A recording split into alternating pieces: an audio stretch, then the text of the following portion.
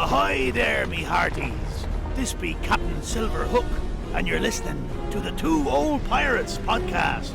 Set sail for an open sea of stories, tales, and some really crazy stuff. I expect you to like and subscribe, lest you be walking the plank. Ha ha ha!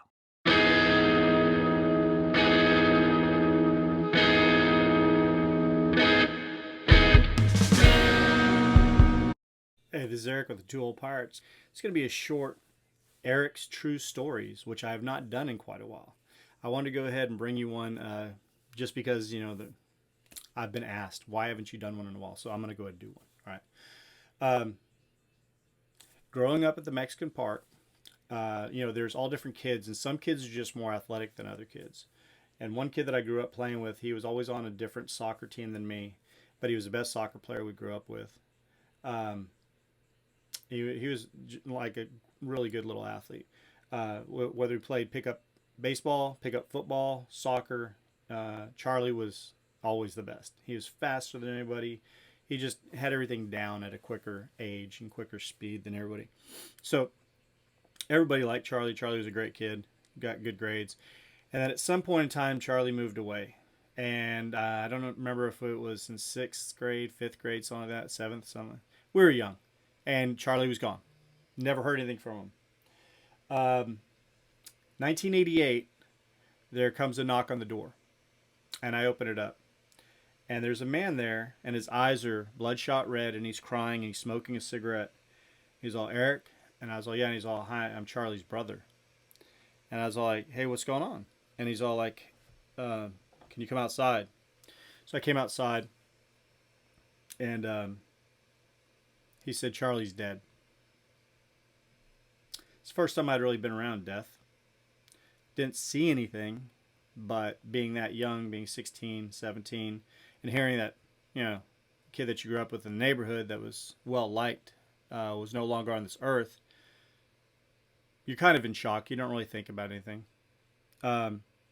So I said, yeah, I'm sorry, what can I do?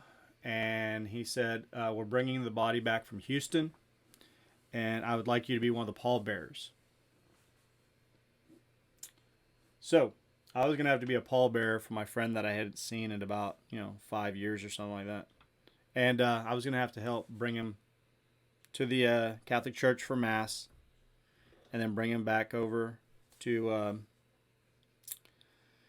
the cemetery and help, put him in the ground. I said, of course, automatically.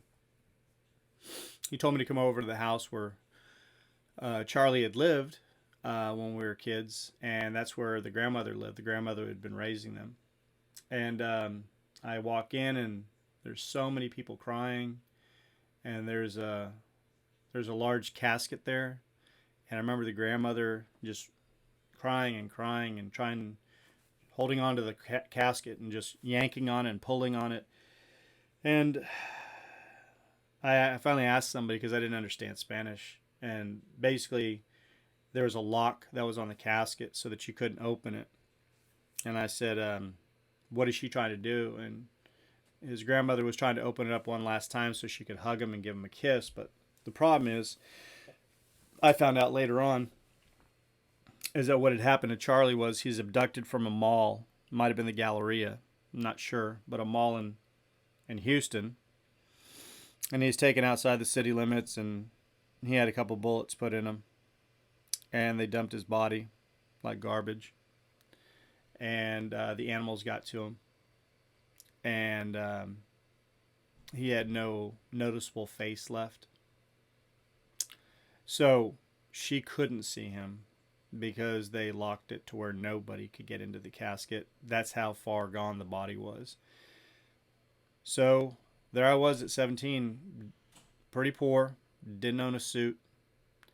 I had a cardigan sweater that I still have, and I had a white shirt, and I had a skinny black tie, and I put those on with a pair of slacks that I had, and I got in the procession of the cars. Somebody gave me a ride, and we went there, and we got it out of the limousine, or out of the the car, and we walked him into the church and sat him down there at the front, and then we sat through the whole mass, and then we had to go up and get him and bring him back out and put him in the back of the car, and then follow the car to Rockport Cemetery, and then take him out and put him on where the grave would be so they could eventually lower him down, and they had to go through the whole thing there. And then they lowered him into the ground, and they covered him up, and he's still there at Rockport Cemetery, and he was buried in 1988, so a long, long time ago, many, many moons ago. And I just thought I'd tell you a story about the Mexican Park and one of my friends, and the first time that I was ever around death. I still hold in honor that I was chosen to do that, because every other member of the pallbearer group was Hispanic and family members, and I was the only white kid in the neighborhood, and I was not related. But the family respected my family enough and knew that Charlie liked me, that they gave me the responsibility to be one of the ones that would say goodbye. And I was able to do that, and I hope I did a good job. So, that is a true story about my life and burying a friend after somebody killed him over drugs. Yep. So, I hope that you enjoy the interesting stories that I tell you. I know this one's a little bit more of a downer, but that's a true story of the neighborhood I grew up in and losing a close friend. And I will come back to you soon, soon, soon with a more upbeat and chipper story of Eric's True Stories. Peace and love.